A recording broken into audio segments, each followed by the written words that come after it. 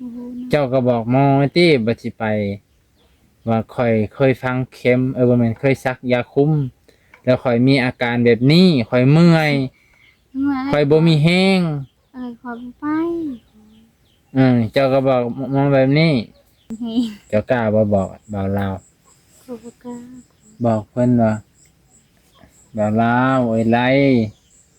เฮาบ่กล้าซักปานใดเพราะว่าเฮาย้าน มันจะบ่ไปจะอยากได้ลูกซะ บ่แม่นว่าสุขภาพข่อยบ่แข็งแรงข่อยย้านเมื่อยคันซักแล้วข่อยย้านเมื่อย บ่ไปกวดก่อนนี่บ่ลาบ่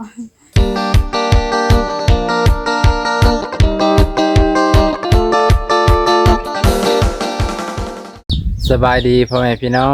งเบิดสุขุทุกคนเด้อสวัสดีตอนเช้าเที่ยงมื้อนี้มาหาน้องร้อยพ่อแม่พี่น้องหลังจากที่เพิ่นได้ไปซักยาฉีดยาเมื่อวานนี้ก็เลยมาหาเพิ่นถามอาการข่าว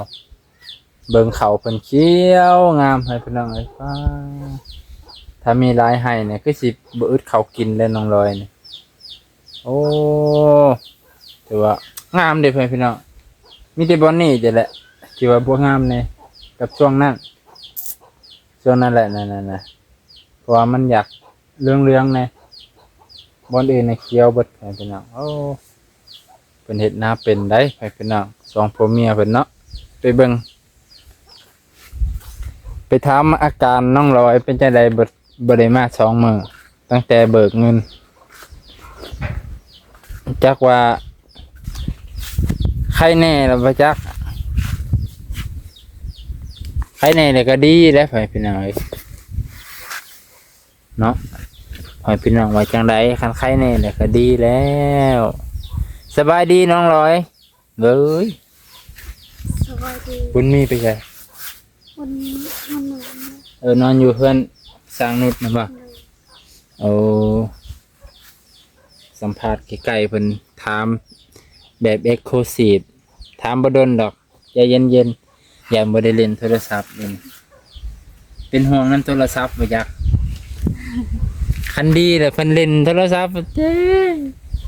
ตาลอยเลยนี่คันยามเจ็บเอ้ยเจ็บท้องปิพุงน่ะ ไปซักจัก มันเฮ็ดคือเฮ็ดหมอเลย เดี๋ยวนี้บ่ ลี่มัน ตามันเด็ดดีอยู่ข้างนอก ตาบ่อย เอ้าอากาศมันดีไผสิบ่อยากนอนข่อยก็อยากนอนคือกันเด้แต่ข่อยขี่รถไปตลอดมันก็เลยบ่อยากนอน อากาศมันดีไว้เพิ่นน่ะอยู่กลางทุ่งนาลมพัดว่อยๆไผสิบ่อยากนอน แต่ว่ามันก็เมื่อยบ่ ๆยังเลยยังเมื่อยอยู่หน่อยนึงแต่บ่แห้งคือมื้อนั้นโอ้ไปซักยามันน่าจะเข็ม ว่า 2 ซองขึ้น โอ้ซักนั้นไม่จอยบ่ อืม เช้านี้ไปยังเช้านี้ ไปพันชักยา เช้านี่ ยา เอาเงินให้ตั้งแต่มื้อซื่นนะฮะก็ไปซักมื้อเช้าโอ้ย มันก็ไป มันก็ไปพัวบ่ว่างบ่ ดู เออเบิดแล้วบ่เงิน เงินบ่ เออ ยัง ยัง ยังอยู่เด้อเว้ยพี่น้องเงินเพิ่นดีเพิ่นใส่เป็นอยู่ซั่นยังเท่าใดฮู้บ่ได้ ยังซองซื้อ เออสักยา300,000ดีเห็นว่าพัวเพิ่นหาเงินมาให้ได้เงิน วาว แม่นบ่ สิไป ไปใช้ สิไปกินก้อนขอลาไป เวลาพาไป ดู ไปยังน่ะ อันบอกไปเข้ม ฟังเข็ม ดู เสร็จ เพราะว่ารถต้นให้ไปจ้ะพอไปก็ยังฟังเข้ม ให้ฟังไอ้เข็มฟังน่ะ ยันมือคือเก้า โอ้ ให้ไป ฟังไอ้เกิงแทน จัก ตอนทำไอ้เกิงนั่น อีหลีแล้วค่ะสุขภาพจะบ่แข็งแรงก็บ่อยากให้ไปนี่แหละไปเป็นเอาเนาะ ขนาด จะอยากไปบ่ค่อยทานจะอยาก พอ ไป จะรุนว่าบ่ต้องนอนนำกันพวกเจ้า โอ้บ่ต้องนอนนำกันสำนันก็พอเนาะ ดู ป้องกันไว้จะอดได้บ่ คอยได้ ยันแต่ไอ้เกิงอ่ะเนาะ ได้หมด บ่ยันแต่ไอ้เกิงน่ะอดบ่ได้เนาะ ได้คือคอยว่าได้ อืม คอยว่าอีก แม่นอยู่ดอกยามบ่เมา เห็นว่าอย่างนี้กันนี่มันไปใส่ ไปสิโหเฮ้ยบ่ได้นำผัวเจ้า บ่เห็นเขาขี่รถไกลก็บ่เห็น เห็นแต่อีเมลแล้วเปิดหานจังสั้นบ่ เดิน บ่อันว่าอันจะไหนแหละอันว่าได้ก็ดีไปพี่น้องย่านในเครื่องข่อยย่านที่ตอนเราเมาเราโบดเมาโอ้ยอารมณ์คึกคักขึ้นมาบ่จักลูกบ่จักเมียละหัวตายได้ไปคน คนบ่คิดให้ เจ้าอยากซักอยู่บ่ในใจเจ้าอยากซักเข็มอยู่บ่ ขอยันมือ เจ้าหันอยากป้องกัน แต่ว่าร่างกายเนี่ยบ่พร้อมแบบนี้บ่ แม่น โอ้แบบว่าเจ้า พร้อมแล้วคนตายทั้งนึงแล้วหลายเลยแบบนี้ เจ้านะบ่ นี่ โอ้แบบว่าใครเจ้าเคยเล่าให้ฟังบ่ไปซักอันนี้เลยเคยตายขึ้นแบบนี้นี่ โดย เจ้าก็เลยย่านแน่ ขอยันแบบนี้ ของเจ้าย่านข่อยย่านที่เจ้าเมื่อยย่านซักแล้วเมื่อย ยันมือแบบนั้นแล้ว คือยันมือ แล้วไปถอดป่ะ คือตอนนั้นนะเนาะ แม่นขนาดไปสักยาคุมยังมือ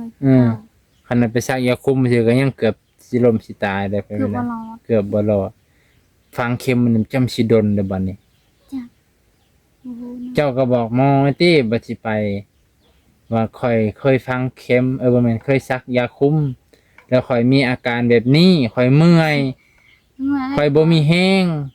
ขอไป เจ้าก็บอกหมอแบบนี้ค่อยสิเฮ็ดได้อยู่บ่ฟังเข็มเนี่ยค่อยย่านค่อยเมื่อยค่อยสุขภาพบ่แข็งแรงได้หมอเอ้ยเจ้าซอยอธิบายค่อยแหน่ว่ามันซักได้อยู่บ่มีวิธีอื่นที่ง่ายกว่านี้บ่กินยาเอาทั้งผู้หญิงผู้ชายกินยาระงับอารมณ์เด้มีได้เคยหน่อยกินยาระงับ ยายอะ ระงับทางเพศยาบ่ให้ตังเกิรบ่ให้ขึ้นนะเพิ่นน่ะบ่ให้อารมณ์บ่มีอารมณ์ป้องกันไว้แล้วเจ้าสิบอกบ่ลาวคักๆบ่ไปเด้อบ่ลาว มันทิศบ่เราไปมือมันทิศบ่นะ มื้อฮือมื้ออื่นนั่นแหละ น่ะก็มือบ่เรา เจ้ากล้าบอกเพิ่นบ่แหละ กล้า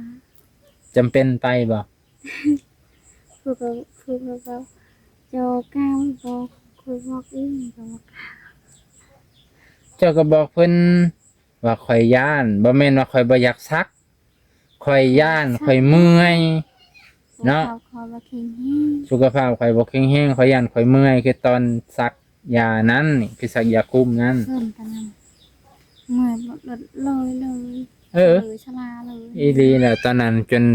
มาลองจองจอยเลยพี่น้องแบบ จอยเลย เราเมื่อยลงแฮงบ่ติลาวแหละ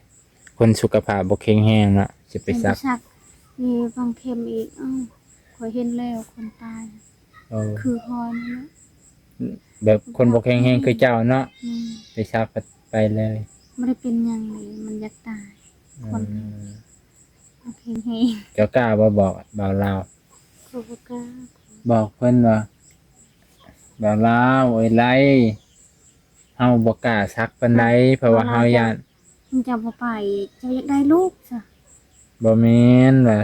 สุขภาพข่อยบ่แข็งแรงข่อยย้านเมื่อยคันซักแล้วข่อยย้านเมื่อย บ่ไปกวดก่อนนี่เวลาว่าไปกวดวงก่อน กดเบิ่งก่อนยันท้องนี้ โอ้ย เอ มัน อ มาทองแล้วมัน บ่ท้องดอกบ่ฮู้คือกันว่าสิเจ้าอันบ่คันบ่เคยน่ะก็บ่ท้องมันก็บ่อันนั่นดอก บ่มันมาทองแล้วก็ บ่เราเคยบ่ล่ะ มันก็ อันบ่เคยก็บ่ท้องคุณมีแลนมาแล้ว ซื้อให้สม บ่เคยก็บ่ท้องแล้วโอ้ยสิไปย่านเนี่ยไปเป็นหนังให้ดีๆสักยาแล้ว2 เข็มเพิ่นว่าแต่ว่าดีได้ FC ให้มาเบิ่งจัก FC ได้บ่สักยาอีหลีบ่แม่นไอ้เกิงไปกอกเขาย่านแต่ไอ้เกิงไปกอกย่านเอาเงินไปกอก สักแล้วมือคือเก้า โยสักมานี่มันก็เพิ่นมันสิดีเอาพ่อแม่พี่น้องเอ้ยมื้อนี้ถามเจ้าซื่อๆซำนี้แหละกินข้าวแล้วบ่นี่ กินเลย กินข้าวเที่ยงเลย โดย อะไรกินไว กิ กินปลา 12โมงเลยคือกินไว้ป้าเตอะ อ้าวเจ้าเคยเห็นไปค่ะ ไปเอาอ้ายไปห้องหมออ้ายข่อยบ่สบายบักหนะ บ่สบาย แม่นเราบ่สบายเราเจ็บจ๊ะเอบุญมีเราเจ็บอันนั้น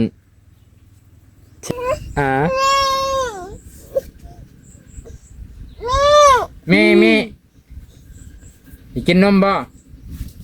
นี่บุญมีนี่ใบไม้ เอาเดึกมายำนะเอาค่ะ อันนี้อ่ะอันนี้ จิบได้ปะ เล่นนี่ไปเอาเล่นนี่กะเออพัดวีนั่นแหละติ้งนองเฮ้ยมีลูก2คนก็พอเลย ไม่ใช่เอาเนาะ ไปสิเอาลายเลี้ยงบกุ้มดอกสำนี่ก็เพื่อบุญมีสีใหญ่มากนี่ก็เกือบ ถูกเอาล้อ เกือบบรอดตอนนั้นทั้งขี่ทั้งเหี่ยวทั้งก็นักอะไรตอนน่ะบุญมีนี่เนาะนะพี่เอาว่าสิวายังมาเก็บให้พี่น้องลืมเลยจากสิวายังข่อยลืมได้แบบนี้ เปิดละ เป็นทางว่าบ่าวน้องไปยังสนิทพาไอ้นะไปโรงพยาบาลเก็บอันนั้นบีตึงเคยได้ยินบ่ โอ้ย บีเข่งเคยได้ยินบ่ ไม่เคย บีเฮานี่นะบีน้ำบีเคยได้ยินบ่น้ำบีภาษาไทยว่าทุ่งน้ำดีเจ้าเคยเห็นบ่บีไก่หั่น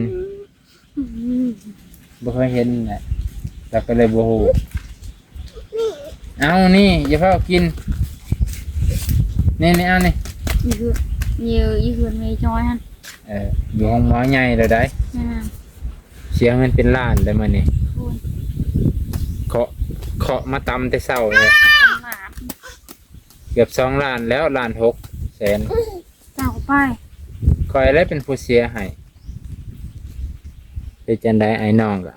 อย่าแต่ว่าเบิดเว้นเบิดกรรม มันยืนหมดกัน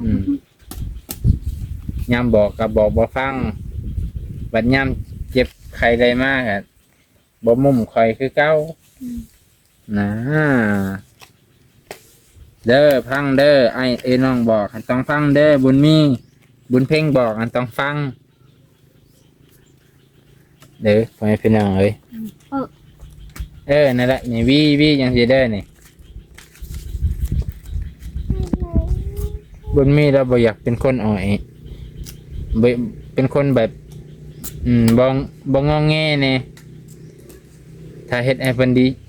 สบายใจนี่เราบ่งอแงบุญมีเนาะ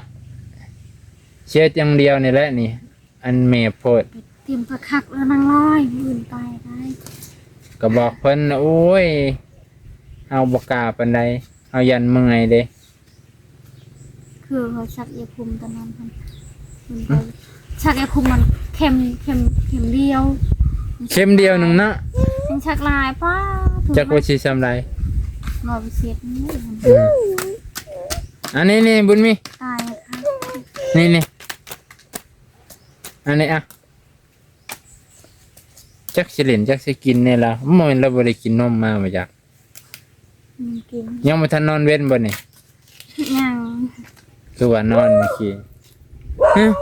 ไอ้เก่งวะนัวไอ้เก่งมา เน็ตคอนหมดเลยดูมัน ป้าระเบิดไวแท้ โอ้ยขนาดโทรหา